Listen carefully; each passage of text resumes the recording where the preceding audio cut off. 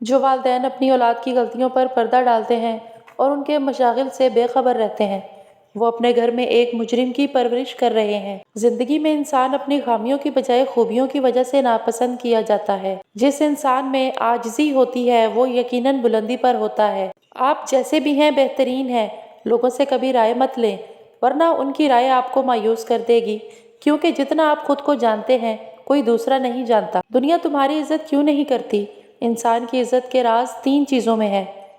Number 1، کسی سے حاجت نہ چاہو۔ نمبر 2، کسی کو برا مت کہو۔ نمبر 3، کسی کے مہمان کے سامنے مت جاؤ۔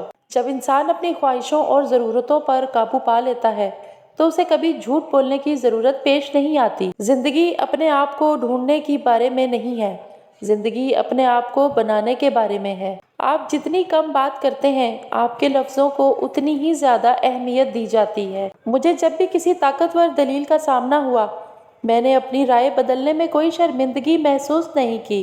مضبوط انسان ہمیشہ وہی سمجھا جاتا ہے جو اپنی بری عادات پر فتح حاصل کرنا جانتا ہو۔ کبھی بے وقوف نہ بنو۔